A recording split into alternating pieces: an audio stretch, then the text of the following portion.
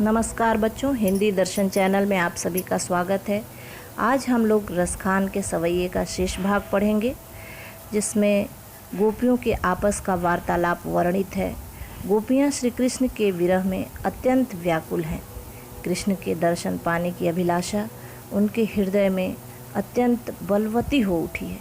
इसलिए उन्होंने सोचा कि हम में से ही कोई एक श्री कृष्ण का रूप धारण करें, जिसे देखकर हमारे मन में और हृदय में थोड़ी सी शांति मिले, नेत्रों को थोड़ा सा सुख मिले। एक सखी कृष्ण का रूप धारण करने को तैयार हो जाती है, परंतु वह मुरलीधर की मुरली को अपने होठों पर रखने को तैयार नहीं है। इसी बात को कवि रसखान ने अपने सवैये में प्रस्तुत किया है। तो चलिए पढ़ते हैं सवैया रसखान के।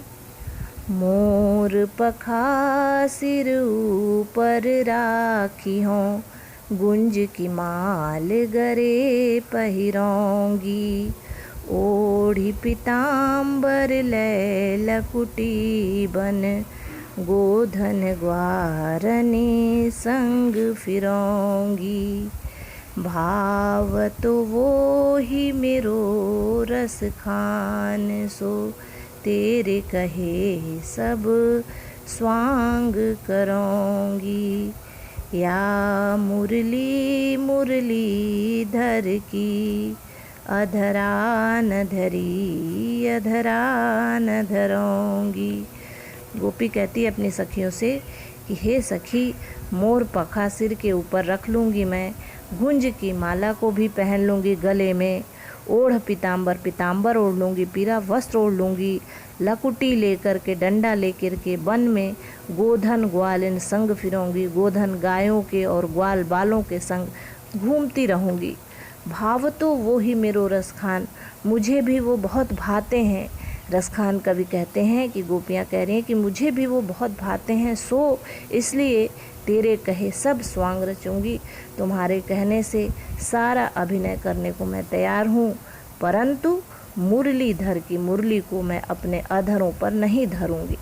या मुरली मुरलीधर की, अधरा न धरी अधरा न धरोंगी। मुख्य बात इस चौथी पंक्ति में ही है। बच्चों, रसखान के समय में सवैया की एक परंपरा थी कि जो मुख्य बात बतानी होती थी, कवि उसे चौथी पंक्ति में कहता था, और वही परंपरा यहाँ भी दिखाई दे रही है। इस सवैये का जो मुख्य अंश है वो चौथी पंक्ति में ही है। गोपियाँ कृष्ण के सभी अभिनय करने को तैयार हैं, परंतु बांसुरी लेने को तैयार नहीं है।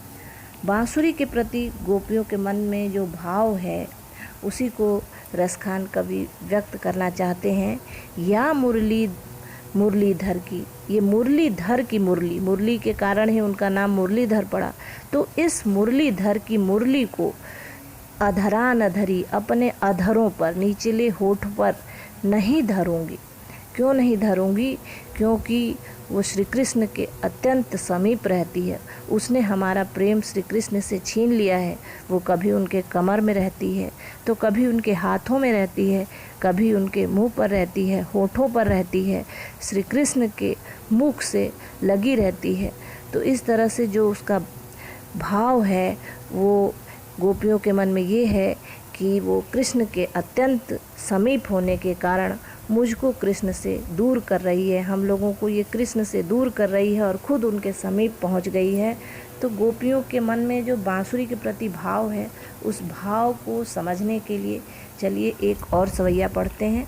उसको सुन करके आप उस भाव को समझने का प्रयास कीजिए जो गोपियों का उस बांसुरी के प्रति है। कह रही हैं गोपियाँ, कान भये बस बांसुरी के, अब कौन सखी हमको चाहिए। निस द्योस रहत संग साथ लगी, यह सौतीन तापन क्यों सही है। जिन मोहि लियो मन मोहन को, रस खान सदा हमको दही है। मिलियाओ सबे सखी भागी चलें, अब तो ब्रज में बांसुरी रही है। अब तो ब्रज में बांसुरी ही रहेगी, अब हम लोगों का कोई स्थान नहीं है।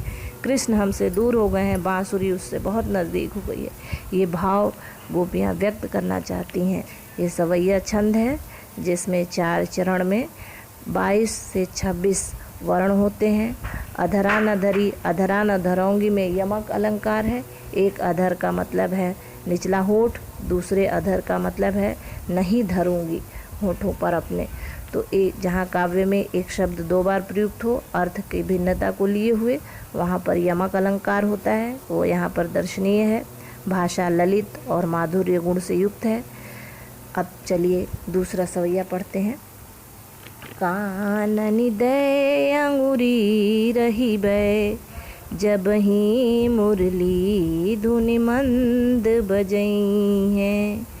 मोहनि तानन सोरस खानी, अटा चढ़ी गोधन गई हैं तो गई हैं।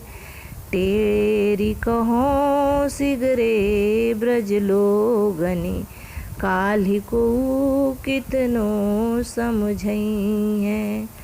मायरी वा मुख की मुस्कान, सम्हारी न जई है न जई है न जई है। गोपियाँ कहती हैं कि हम श्री कृष्ण से दूर नहीं रह सकते।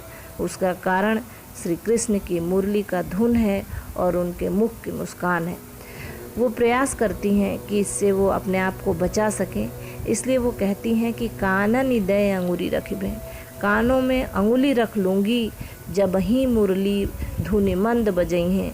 जब उस मुरली को वो बजाएंगे, उसके धुन को मंद मंद जब वो बजाएंगे तो हम कानों में अंगुली रख लेंगे। मोहिनी तानन सो, उस मन मोहिनी तान से मन को मोह लेने वाली बांसुरी के तान को जब वो अटा चढ़ करके भी बजाएंगे। गोधन गई हैं तो गई हैं और गोधन गाएं तो गाएं, परंतु हम उसके प्रभाव में आने वाले नहीं हैं, क्योंकि हम लोग अपने कानों में अंगुली रख लेंगे। टेरी कहो श्री गरे ब्रज लोगन, लेकिन वो जोर दे करके टेर करके कहती हैं सिगरे ब्रज लोगन, समस्त ब्रज के लोगों से। काल ही को कितनो समझे हो, आज तो हम अपने आप को संभाल लेंगे कान में उंगली रख के, लेकिन कल कोई मुझे कितना भी समझाए, जब श्री कृष्ण के दर्शन हो जाएंगे तब तो हमसे संभाला नहीं जाएगा। कहते हैं मायरी, हे माँ, वहाँ मुख की मुस्कान, उस मुख की मुस्कान संहारी न जई है न जई है न जई है, संभाला नहीं जाएगा, नहीं संभाला जाएगा, नहीं संभाला जाएगा। यानी उस मुख की सुंदरता का जो वर्णन है कवि ने किया है वो अत्यंत ही मनमोहक है। उस मुख का जो मुस्कान है, उस मनोहारी दृश्य को देखने के बाद कोई भी अपने वश में नहीं रहता है। गोपियाँ लोकलाज छोड़ करके उनके पीछे पीछे चली जाती हैं और सभी लोकलाज त्याग देती हैं। इसीलिए कहती हैं कि ब्रज के लोग कल चाहे मुझे कोई कितना भी समझाए, अगर कृष्ण के मुख की मुस्कान को हमने देख लिया तो हम अपने वश में नहीं रहेंगे, फिर तो हम उसी के वशीभूत हो जाते हैं और हम अपना सुध बुध आपा सभी खो देंगे।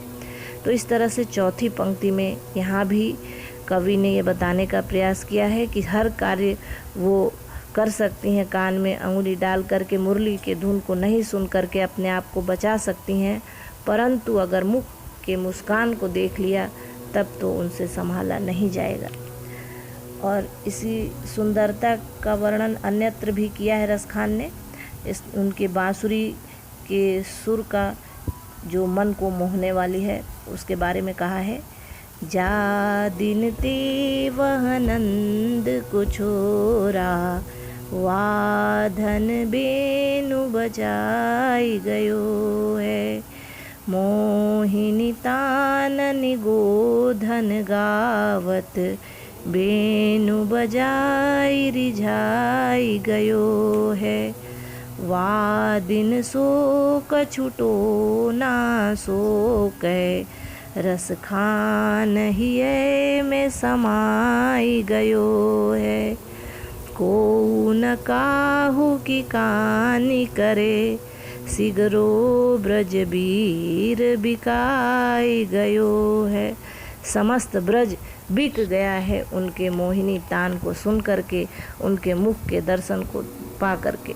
तो समस्त व्यक्ति, समस्त लोग जो है श्री कृष्ण के मुख के दर्शन को पा करके अपना शुद्ध बुद्ध खो बैठते हैं, अपना आपा खो बैठते हैं और उन्हीं में लीन हो जाते हैं।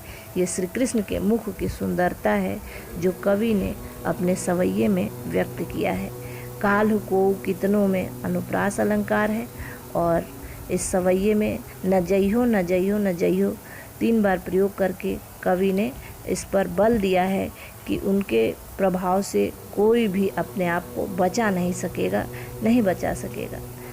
ये सवैया यहीं समाप्त होती है। अगली कविता को लेकर के हम फिर उपस्थित होंगे। धन्यवाद।